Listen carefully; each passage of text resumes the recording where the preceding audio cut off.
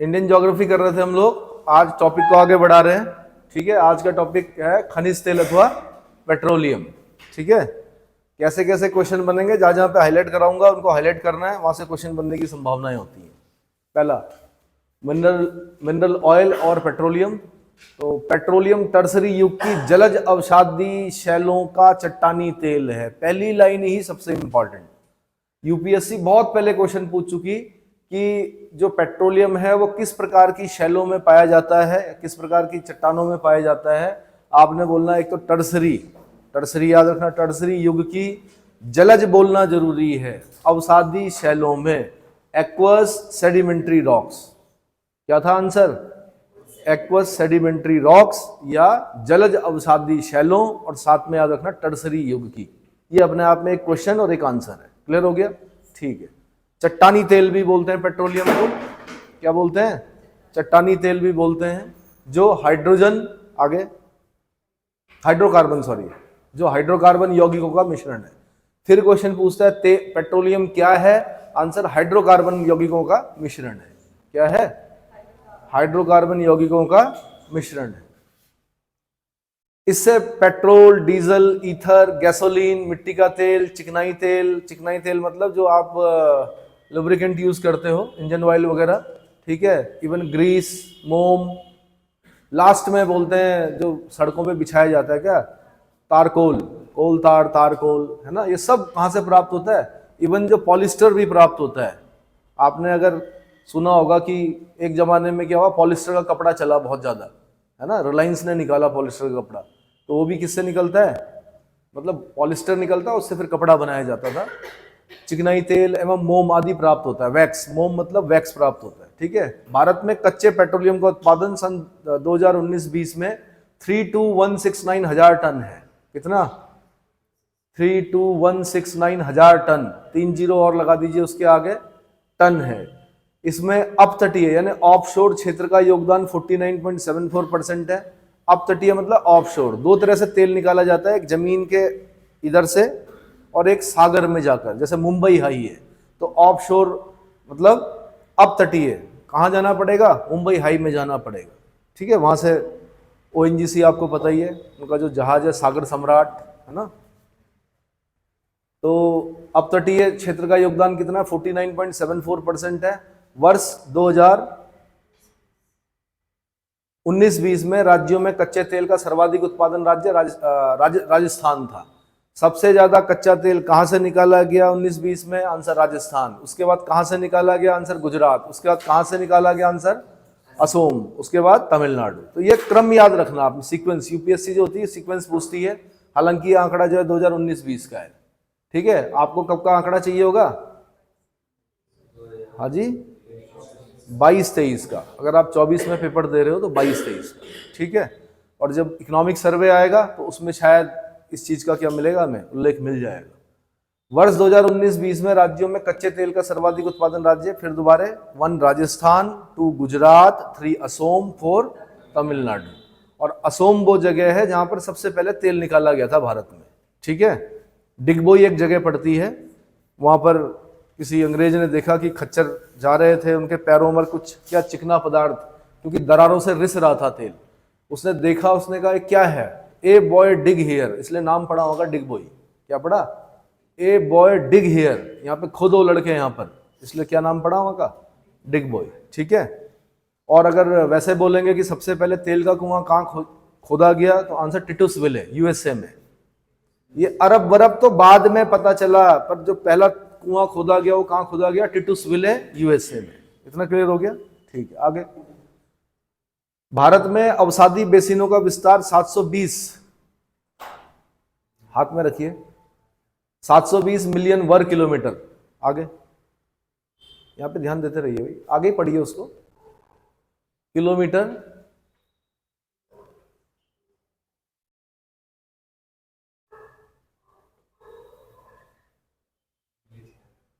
हाँ जी, क्षेत्र पर है, जिसमें 3.140 मिलियन वर्ग किलोमीटर का महाद्वीपीय तट क्षेत्र सम्मिलित है। इन अवसादी बेसिनों में 62 बिलियन टन हाइड्रोकार्बन के भंडार अंतरराष्ट्रीय भूगर्भिक सर्वेक्षण द्वारा अनुमानित किए गए हैं। हाइड्रोकार्बन में सामान्यतः 70% तेल, 30% प्राकृतिक गैस मिलती है। हाइड्रोकार्बन में सामान्यतः 70% क्रूड ऑयल और 30% क्या मिलती है? नेचुरल गैस मिलती है। ठीक है। खनिज तेल क्षेत्र, भारत में 4 प्रमुख तेल उत्पादक क्षेत्र हैं। पहला ब्रह्मपुत्र घाटी, इसको और बड़ा करो तभी दिखेगा, वो बड़ा करो उसे, इसको इस तरफ करो ना। ब्रह्मपुत्र घाटी। नंबर 2 पे गुजरात तट, नंबर 2 पे गुजरात तट। नंबर 3 पे पश्चिमी अपतटीय क्षेत्र, पश्चिमी मतलब वेस्टर्न, पश्चिमी अपतटीय क्षेत्र। चौथे नंबर पे पूर्व अपतटीय क्षेत्र। ठीक है। तो पहला पढ़ते हैं ब्रह्मपुत्र घाटी। यह देश की सबसे पुरानी तेल की पेटी है जो दिहांग घाटी में दिहांग घाटी से सुरमा घाटी, इसको हाईलाइट करना आपने। दिहांग नदी है, ठीक है, सुरमा वैली है, दिहांग घाटी से सुरमा घाटी तक 1300 किलोमीटर क्षेत्र में विस्तृत है। भारत में सर्वप्रथम खनिज तेल का कुआं ऊपरी असोम के माकुम क्षेत्र में 1867 में खोदा गया। कब? 1867 में खोदा गया। तदुपरांत डिगबोई में 1889 में तेल के कुएं की खुदाई की गई। या तब इसी को बोल रहा था मैं, a boy dig here, Digboi. ठीक है। या तब है कि तेल शोधक कारखानों के रूप में इसकी स्थापना 1901 ईस्वी में की गई थी। तेल शोधक कारखाना समझते हैं, रिफाइनरी, तेल का जहाँ पे शोधन होता है, रिफाइन किया जाता है जहाँ पर तेल। ठीक है। यह भारत की सबसे पुरानी तेल शोधन इकाई है, भारत की सबसे पुरानी तेल शोधन इकाई। फिर दोबारा इसको हाईलाइट करना है आपने। उत्तराखंड UDLDA 2006 में पूछ चुका है। यहाँ के प्रमुख तेल उत्पादक केंद्र हैं डिगबोई, डिब्रूगढ़, डिगबोई, डिब्रूगढ़। दूसरा नाहरकटिया, हगरीजन मुरान तेल क्षेत्र, रुद्रसागर लकवा और सुरमा घाटी। बहुत बहुत बहुत इंपॉर्टेंट, बहुत बहुत क्या इंपॉर्टेंट, साथ में मैप में भी देखना है। इसमें देखना है तो क्या क्या हो गया? डिगबोई यानी डिब्रूगढ़, दूसरा हो गया नाहरकटिया, तीसरा हो गया हगरीजन मुरान, चौथा हो गया रुद्रसागर लकवा और अगला हो गया सुरमा घाटी। क्या हो गया? सुरमा घाटी। दूसरे नंबर पे आ गया गुजरात तट। दूसरे नंबर पे क्या है? गुजरात तट। यह क्षेत्र देश का लगभग 18% तेल उत्पादन करता है। यहाँ तेल उत्पादन की 2 पेटियां हैं। नंबर 1 खंबात की खाड़ी के पूर्वी तट के सहारे, जहां अंकलेश्वर तथा खंबात प्रमुख तेल क्षेत्र है। जब भी आपसे पूछेगा अंकलेश्वर कहां, तो आंसर गुजरात। अंकलेश्वर कहां? गुजरात में। ठीक है। खेड़ा से मेहसाना तक, दूसरा जो है वो खेड़ा से मेहसाना तक। खेड़ा नाम सुना है? कहां पे सुना खेड़ा? हाँ, गांधी जी के जब हम पढ़ेंगे, जब द ग्रेट प्रवासी महात्मा गांधी 9 जनवरी 1915 को आएंगे, तो उसके बाद जो जो उनके क्या चलेंगे, आंदोलन चलेंगे, उसमें से एक खेड़ा भी क्या है, बहुत प्रसिद्ध है।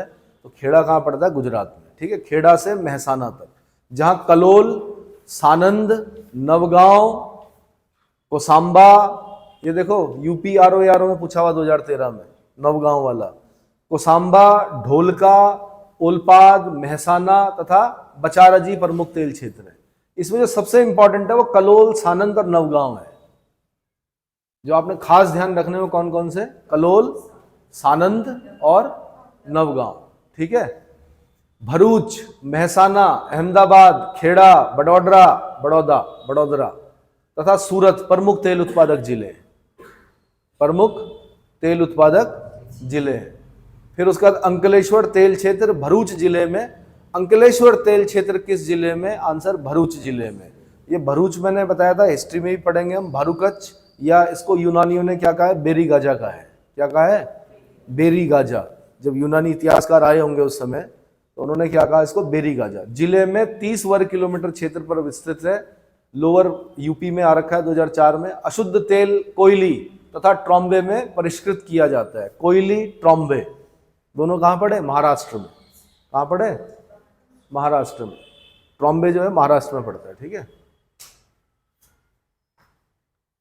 उसके बाद खंबात लुनेज क्षेत्र, खंबात जिसे गांधार क्षेत्र भी कहते हैं। अगर मैं क्वेश्चन पूछता, मैं यहां से पूछता, गांधार क्षेत्र जो तेल क्षेत्र है वो किसे कहा जाता है? आंसर खंबात लुनेज क्षेत्र को कहा जाता है।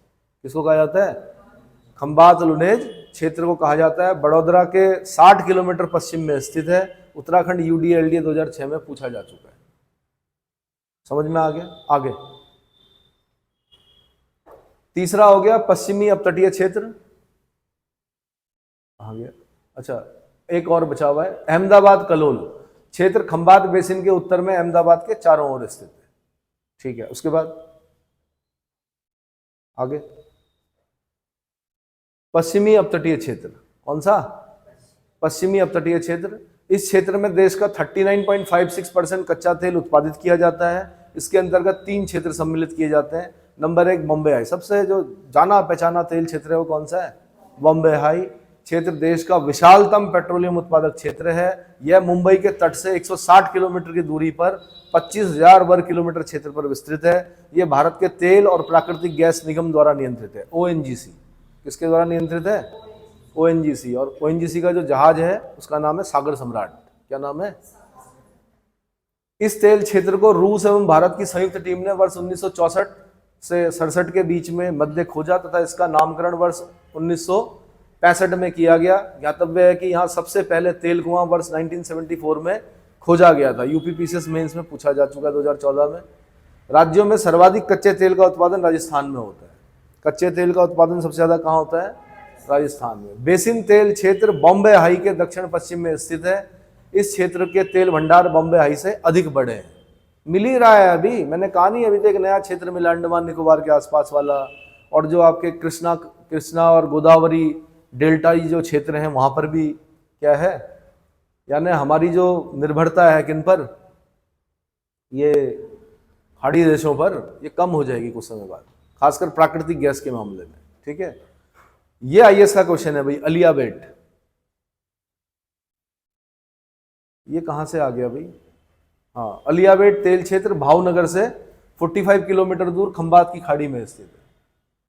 अलियाबेट, खलियाबेट, खदियाबेट या खलियाबेट, अलियाबेट, खदियाबेट, ये आप जब खंबात की खाड़ी में जाएंगे वहां पर मिलेगा आप। कहां पर? खंबात की खाड़ी में अलियाबेट और खदियाबेट। ठीक है, अगला पूर्वी अपतटीय क्षेत्र, गोदावरी कृष्णा नदी बेसिन तेल क्षेत्र के अपतटीय ऑफशोर और अभितटीय ऑनशोर दोनों भागों में तेल पाया जाता है। अब ये इंपॉर्टेंट हो गया, ऑफशोर ऑनशोर, अपतटीय अभितटीय। कौन? गोदावरी कृष्णा नदी बेसिन। कौन सा? गोदावरी कृष्णा नदी बेसिन तेल क्षेत्र के अपतटीय एवं अभितटीय दोनों भागों में तेल पाया जाता है। अभितटीय ने ऑनशोर क्षेत्र में इनका विस्तार गोदावरी धाले आंध्र प्रदेश से लेकर तमिलनाडु के तंजावुर क्षेत्र तक है। कृष्णा गोदावरी अपतटीय ऑफशोर बेसिन में स्थित रवा क्षेत्र।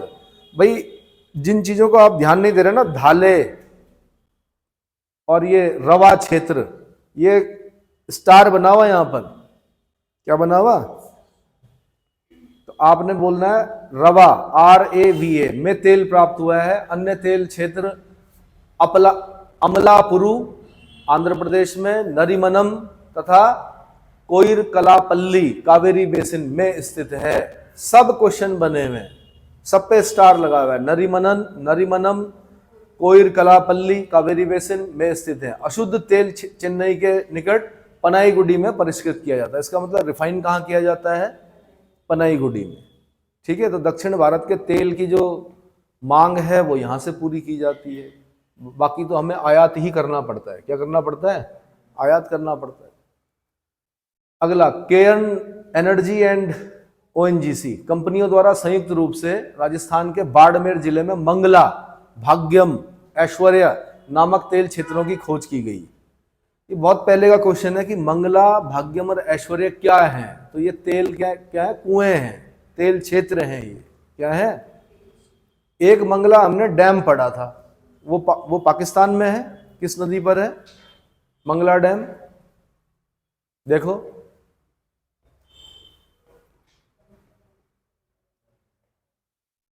है ना, मंगला, भाग्यम और ऐश्वर्या नामक हाँ जी, झेलम पर। कहाँ? पाकिस्तान में। ठीक है, ऐसे ही। लेकिन ये क्या? तेल के कुएं हैं, मंगला, भाग्यम और ऐश्वर्या। इनमें मंगला तेल क्षेत्र से वाणिज्यिक स्तर पर तेल का उत्पादन 29 अगस्त 2009 से प्रारंभ हो गया है। वर्ष 2010-11 के दौरान इस क्षेत्र में 5.148 MMT कच्चे तेल का उत्पादन हुआ था। ध्यातव्य है कि यह तेल खोज अभितटीय ऑनशोर क्षेत्र में देश के लिए सबसे बड़ी उपलब्धि है। मंगला क्षेत्र से उक्त कच्चा तेल उत्पादन 5.148 MMT कुल स्वदेशी उत्पादन का 13.65% था। 13.65% था। आगे बढ़िए। अब है ऑयल रिफाइनिंग। क्या है?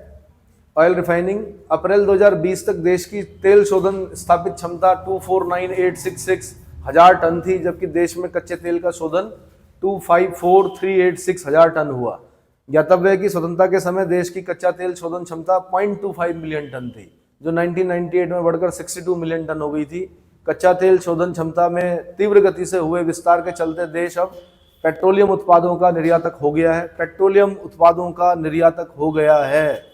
नेपाल, भूटान और कई अन्य देशों को तेल कौन देते हैं? हम ही देते हैं, है ना।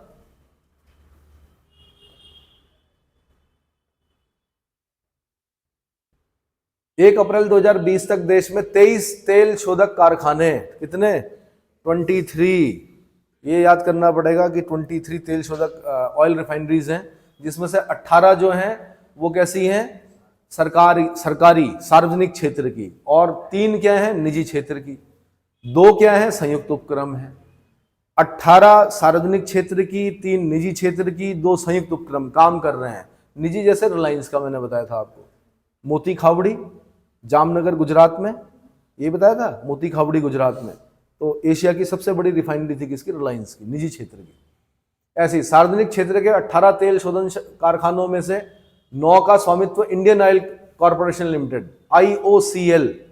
IOCL, Indian oil corporation limited, Chennai petroleum के पास 2, 9 तो इंडियन ऑयल कॉर्पोरेशन लिमिटेड के पास, 2 चेन्नई पेट्रोलियम के पास, 2 हिंदुस्तान पेट्रोलियम कॉर्पोरेशन, HPCL बोलते हैं जिसको, हिंदुस्तान पेट्रोलियम कॉर्पोरेशन लिमिटेड, ऐसी 2 भारत पेट्रोलियम कॉर्पोरेशन के पास, और तेल एवं प्राकृतिक गैस के पास 1। कितने? नुमालीगढ़ रिफाइनरीज लिमिटेड के पास 1, मंगलौर रिफाइनरीज और पेट्रोकेमिकल्स लिमिटेड के पास 1, निजी क्षेत्र में रिलायंस इंडस्ट्रीज लिमिटेड के पास 2, और नायरा एनर्जी लिमिटेड के पास 1, तथा संयुक्त क्षेत्र के पास 2 का स्वामित्व है। अब जब भी पेट्रोल भराने जाएं आप किसी भी पेट्रोल पंप पर, तो वहां पर लिखा होता है, क्या लिखा होता है? HPCL, कहीं पर लिखा होता है IOCL। तो आपने देखना है कि आपका जो तेल आप भरा रहे हो वो किस रिफाइनरी से आया है, इंडियन ऑयल कॉर्पोरेशन लिमिटेड से आया है या हिंदुस्तान पेट्रोलियम कॉर्पोरेशन लिमिटेड से आया है। बाकी रिलायंस वाला तो आप जानते ही, उनके अपने पेट्रोल पंप होते हैं, है ना। थोड़ा महंगा होता है लेकिन अच्छा माना जाता है उनका जो।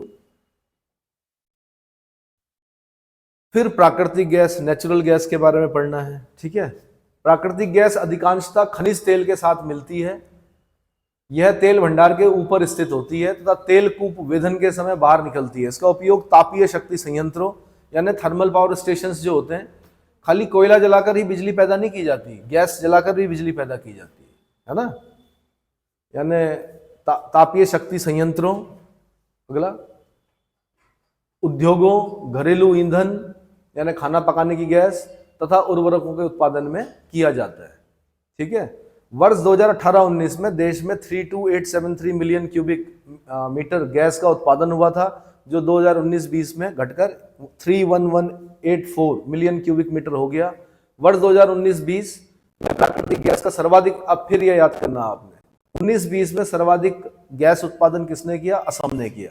उसके बाद किसने किया? राजस्थान ने किया। उसके बाद किसने किया? त्रिपुरा। उसके बाद गुजरात। उसके बाद तमिलनाडु। फिर सीक्वेंस याद रखना है, क्या रखना है? सीक्वेंस याद रखना है, ठीक है। तेल किसने किया? हाँ, तेल राजस्थान ने किया, गैस असम ने किया। कब? 19-20। नए आंकड़े पढ़ने हैं, फिर ढूंढते रहना आपने, इकोनॉमिक्स टाइम्स पढ़े है ना। या जो ध्यातव्य है कि वर्ष 2019-20 में कच्चे तेल के उत्पादन की दृष्टि से सार्वजनिक क्षेत्र की सबसे बड़ी तेल शोधनशाला कोच्चि, केरल है। कौन सी? सार्वजनिक क्षेत्र की सबसे बड़ी तेल शोधनशाला कौन सी है? कोच्चि, केरल। अरब सागर की रानी बोला जाता है कोच्चि को, क्वीन ऑफ अरेबियन सी। क्या बोलते हैं? क्वीन ऑफ अरेबियन सी। आगे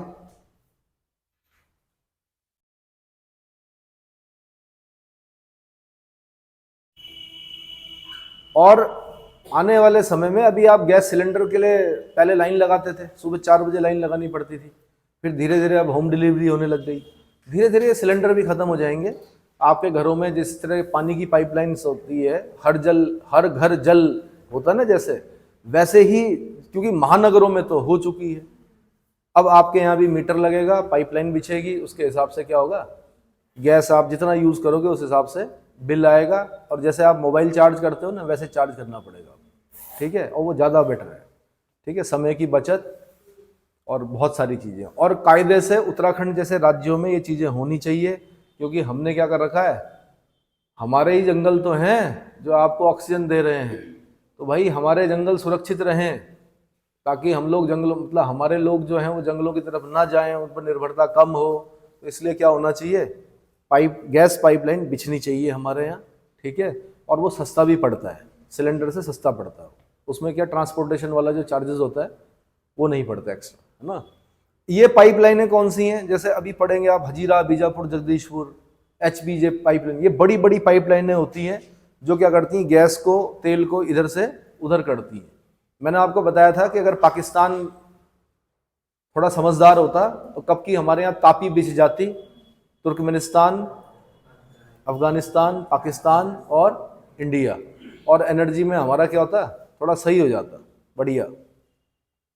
चलो, देश में उत्पादित व आयातित गैस एवं अशुद्ध तेल को देश के भीतरी भागों एवं शोधनशालाओं तक पहुंचाने के लिए पाइपलाइनों का जाल फैलाया जा रहा है। उपरोक्त पदार्थों के परिवहन के लिए पाइपलाइनें सर्वोत्तम और सबसे सस्ता साधन है। देखिए, लगाते हुए बहुत ज्यादा कॉस्ट आती है, जब हम लगा रहे होते हैं पाइपलाइन, फिट कर रहे होते हैं, उस समय बहुत कॉस्ट आती है, लेकिन उसके बाद ट्रांसपोर्टेशन चार्जेस नहीं पड़ते, क्योंकि हमारा जो क्रूड ऑयल है वो पानी के जहाजों में आएगा, उसकी कॉस्ट पड़ेगी, ट्रकों में जाएगा, आप देखते होंगे, तो दिक्कत होगी। पाइपलाइन बिछा देंगे तो वो क्या पड़ेगा, सस्ता पड़ेगा। यहां तक कि हम तो ये भी सोच रहे हैं कि ओशन के नीचे से पाइपलाइन क्या करें, लेकिन वो और महंगा वो है क्या, मतलब कॉस्ट उसको बिछाने की ज्यादा आती है ओशन के अंदर से, अगर हम क्या करते हैं, पाइपलाइन को बिछाते हैं। और यूरोप ने भी ढूंढ लिया है आर्कटिक ओशन, जिसपे कि हम ये सोचते थे कुछ नहीं होता है, लेकिन वहां भी बहुत सारे क्या मिले, भंडार मिले हैं। तो अब देखिए आने वाले समय में क्या होता है।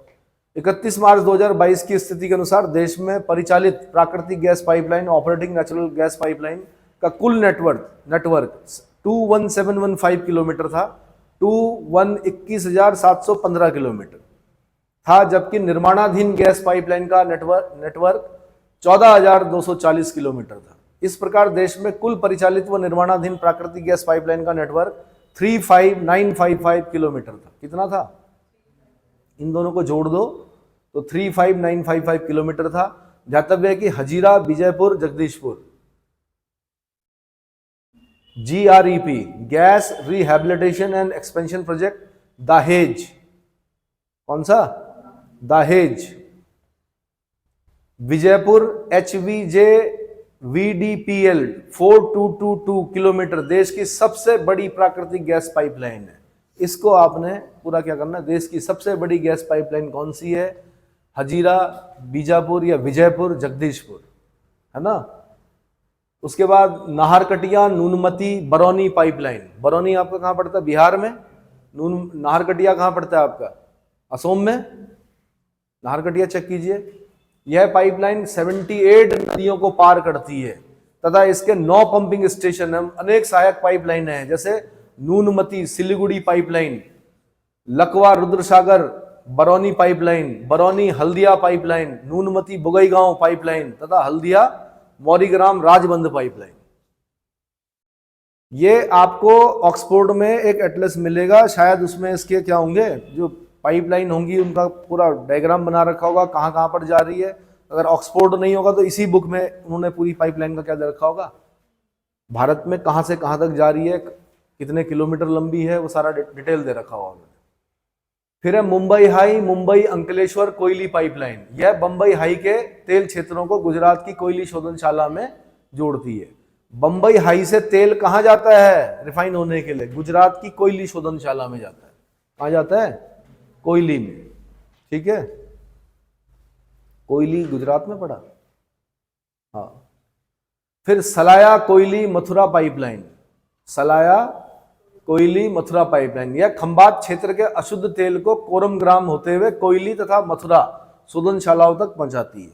अब ये नहीं पता कि मथुरा रिफाइनरी काम कर रही है कि नहीं कर रही है, बट ताजमहल को खतरा हो गया था उससे, उस रिफाइनरी से, उसका रंग क्या पड़ रहा था, तो या तो उसकी क्षमता कम की गई या उसको शायद बंद करने की बात थी, बहुत पहले की बात है।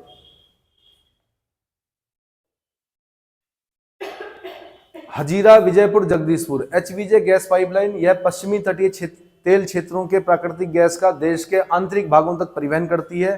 पहले इसकी लंबाई 1750 और बाद में यह 2650 किलोमीटर और फिर बाद में 3474 किलोमीटर लंबी हो गई थी, किंतु अब इसकी कुल लंबाई 4222 किलोमीटर है।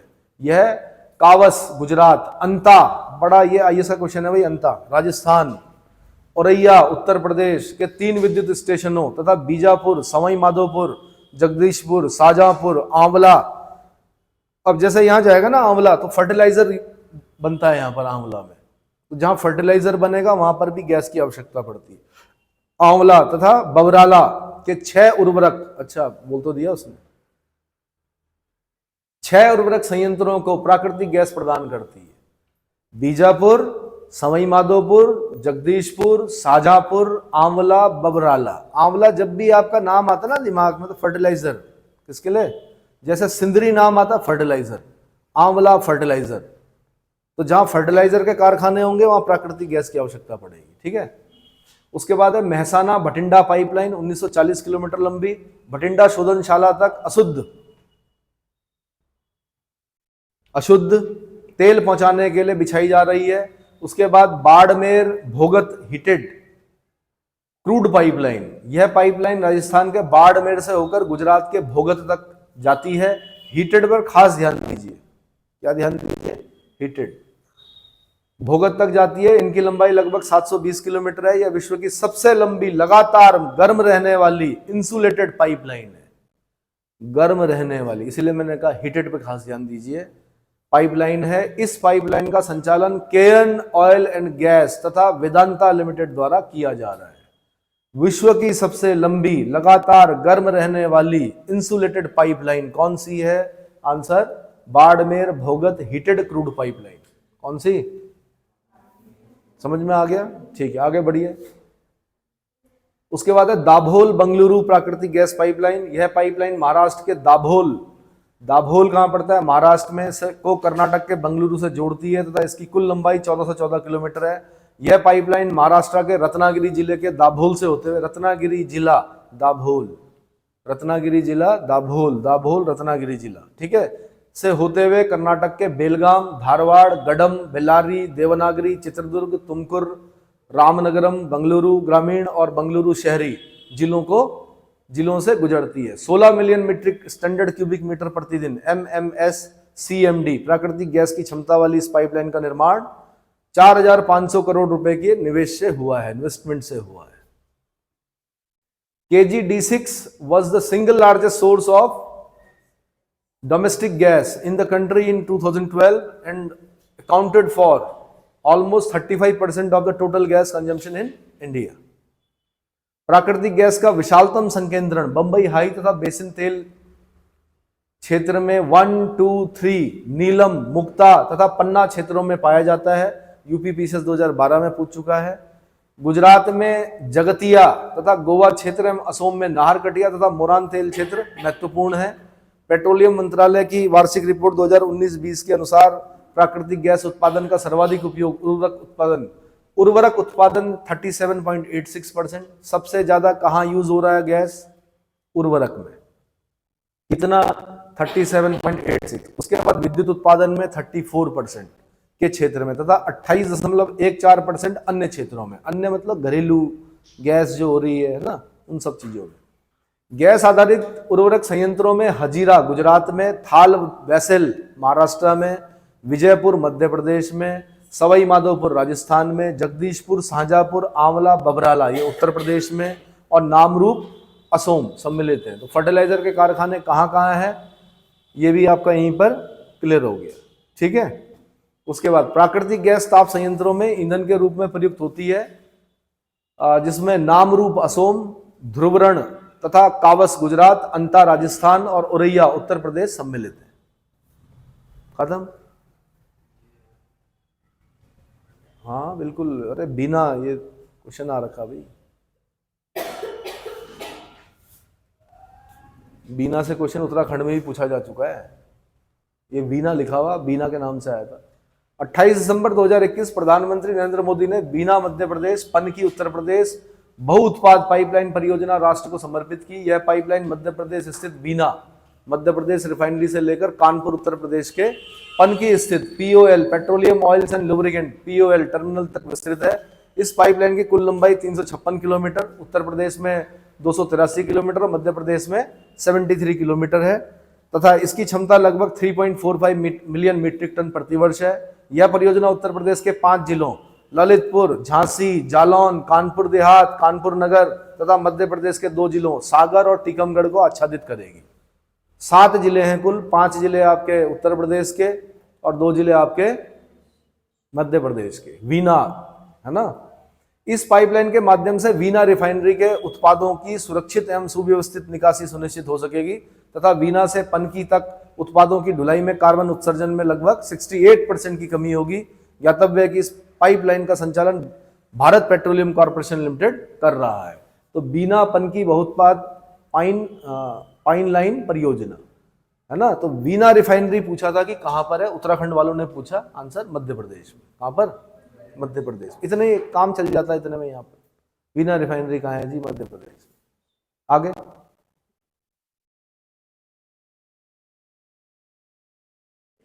कुछ ऊपर कुछ बॉक्स थे, ऊपर बॉक्स थे ना कुछ, वो दिखा दीजिए। और भी थे, और ऊपर जाओ।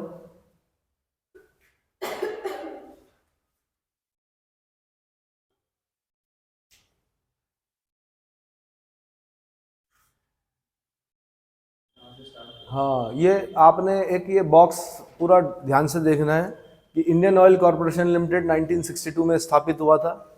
इसको बोलते हैं IOCL। ठीक है। स्थापित क्षमता 1000 की थी गुवाहाटी असोम में। कहाँ पर? तो Indian oil corporation limited Guwahati Asom. Indian oil corporation limited फिर 1964 में कहाँ बना? Barauni Bihar. Indian oil corporation, ये बताया ना उसे, 9 इंडियन ऑयल कॉर्पोरेशन लिमिटेड। तो कहाँ कहाँ पर? तो आपने क्या करना है, 1 2 3 ये इन सबको 9 के 9 एक साथ पढ़ने, फिर पढ़ना आपने कहाँ कहाँ पर है। गुवाहाटी में है, बरौनी में है, कोयली गुजरात में है, कोयली गुजरात में है भाई, है कोयली गुजरात में है, हल्दिया पश्चिम बंगाल, मथुरा उत्तर प्रदेश, डिगबोई असोम। अब देखो ना, डिगबोई वाला क्वेश्चन पूछा हुआ उसने, उत्तराखंड UDLDA 6 में। डिगबोई असोम, पानीपत हरियाणा, बोगईगांव असोम, पारादीप ओडिशा। अब इनमें सबसे ज्यादा क्षमता किसकी है? तो यहां से देखिए 15,000 तो 15,000 वाली सबसे ज्यादा है। और सबसे कम क्षमता किसकी? 650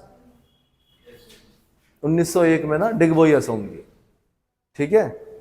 फिर आपने Hindustan petroleum corporation limited HPCL 1954, ये मुंबई महाराष्ट्र में है HPCL। दूसरा HPCL फिर 1957 में बना, कहाँ? विशाखापट्टनम आंध्र प्रदेश में।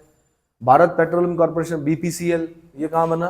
कोच्चि केरल में। फिर BPCL मुंबई महाराष्ट्र में, है ना। इन सब में सबसे ज्यादा क्षमता किसकी दिख रही है? इसकी दिख रही है। इसकी BPCL 1966 15,500 कोच्चि केरल। ठीक है। और दिखाइए भाई। फिर चेन्नई पेट्रोलियम कॉर्पोरेशन लिमिटेड, ये कहां पर है? मनाली तमिलनाडु। मनाली एक तमिलनाडु में भी है, एक मनाली आपका हिमाचल प्रदेश में। हिमाचल प्रदेश वाला मनाली किस नदी के तट पर है? ब्यास नदी के तट पर है। ठीक है। ये मनाली तमिलनाडु वाला मनाली है। CPCL, अच्छा देखो ना, चेन्नई पेट्रो, मैं अगर क्वेश्चन बनाता मैं ऐसे ही बनाता, चेन्नई पेट्रोलियम कॉर्पोरेशन लिमिटेड का हेडक्वार्टर कहाँ है? पहला ऑप्शन देता है मनाली। उसको सब बच्चे काट देंगे, बोलेंगे मनाली तो हिमाचल प्रदेश में, वहां तो हो ही नहीं सकता, है ना। आंसर मनाली। UPSC ऐसे क्वेश्चन पूछती कई बार। ठीक है। CPCL कहाँ है? नरीमनम तमिलनाडु में है। नुमालीगढ़ रिफाइनरीज कहाँ पर है? नुमालीगढ़ असोम में है। Mangaluru refineries and petrochemicals limited कहाँ है? आंसर मंगलुरु में है। तेल एवं प्राकृतिक गैस लिमिटेड कहाँ है? ताटीपका आंध्र प्रदेश। ताटीपका आंध्र प्रदेश में। भारत पेट्रोलियम कॉर्पोरेशन लिमिटेड व असोम ऑयल कंपनी, ये जो संयुक्त वाला है, संयुक्त उद्यम, ये कहाँ पर है? बीना मध्य प्रदेश। अब यहां से फिर मैं क्वेश्चन पूछता कि बीना मध्य प्रदेश वाली जो रिफाइनरी है वो किन दो संयुक्त उपक्रम किन का है? तब आंसर होता BPCL यानी भारत पेट्रोलियम कॉर्पोरेशन लिमिटेड और दूसरा असोम ऑयल कंपनी। दूसरा क्या? हाँ जी, sorry, Oman oil company, Asom नहीं, ओमान, ओमान ऑयल कंपनी। इसको थोड़ा बड़ा कर दो, मेरी आंखें कमजोर हैं। हाँ चलो कोई नहीं, अब आंखें वैसी नहीं रही ना।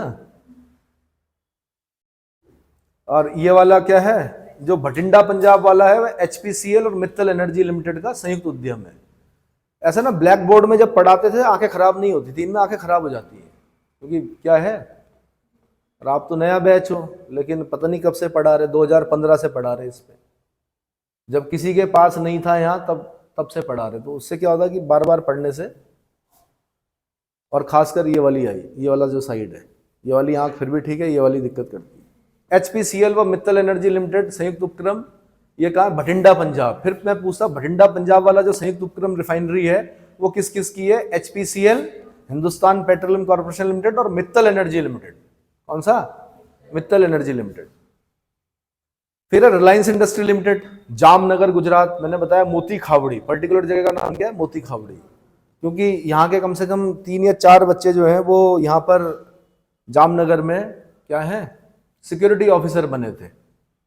NCC अगर C सर्टिफिकेट आपके पास है, या आप रिटायर्ड हो आर्मी से, नेवी से, एयरफोर्स से, तो आप क्या कर सकते हो, यहाँ के लिए अप्लाई कर सकते थे उस समय।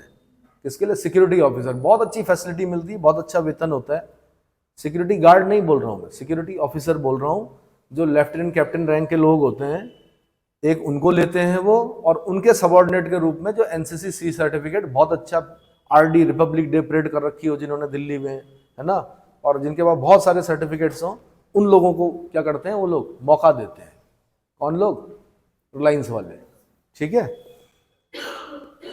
और क्योंकि मैं भी रिलायंस रियल में काम कर चुका हूं, इसलिए मुझे पता है 1999 में, जब आपका क्या बोलते हैं, मोहाली में, ठीक है, रिलायंस रियल के ऑफिस में था मैं, जब आपका खरड़, मोगा, ये सब जो रिलायंस की जो केबल बिछ रही थी जिस जमाने में, उस जमाने 1999 के आसपास की बात होगी, तब उस समय मैं वहां पे जॉब करता था, ठीक है, HRD डिपार्टमेंट।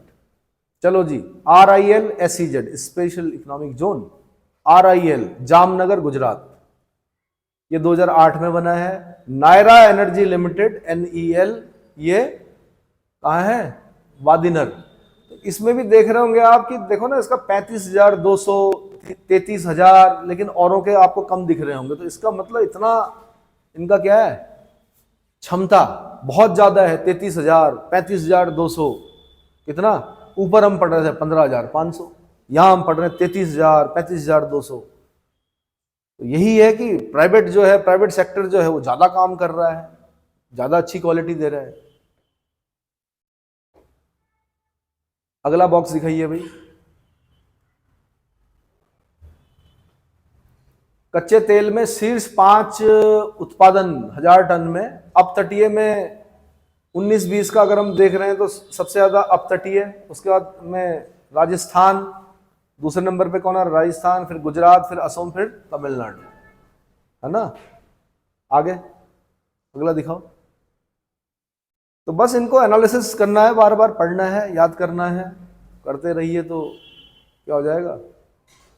संपूर्ण भारत में सार्वजनिक क्षेत्र में ज्यादा है, निजी क्षेत्र में कम है। आगे अगला बॉक्स दिखाइए।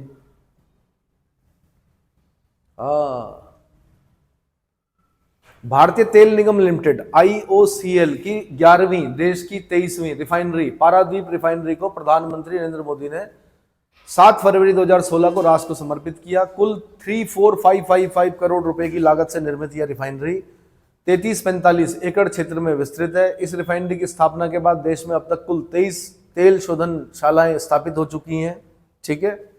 ज्ञातव्य है कि ईंधन उत्पादों के मानकों में सुधार, स्वच्छ एवं सुरक्षित ऊर्जा की सुनिश्चितता और हाइड्रोकार्बन क्षेत्र को विश्व स्तरीय प्रतिस्पर्धा उद्योग के रूप में विकसित करने हेतु वर्ष 2000 में भारत हाइड्रोकार्बन विजन 2025 जारी किया गया था। इसके तहत 24 मई 2000 को देश के तत्कालीन प्रधानमंत्री अटल बिहारी वाजपेयी ने 15 मिलियन मीट्रिक टन कच्चे तेल के शोधन क्षमता वाली पारादीप रिफाइनरी की आधारशिला रखी थी।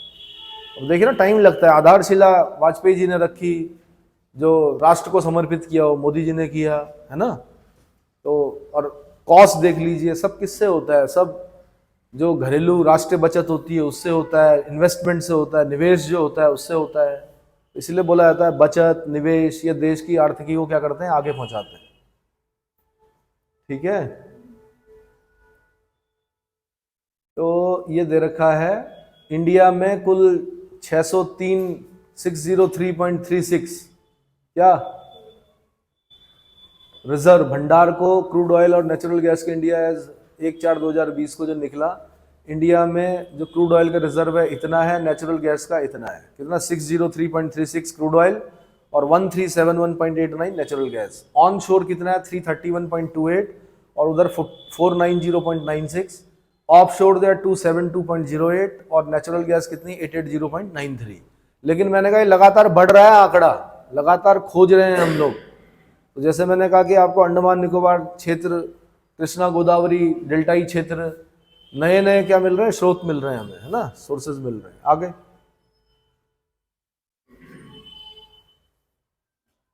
प्राकृतिक गैस का बता ही दिया, सबसे ज्यादा कहाँ है,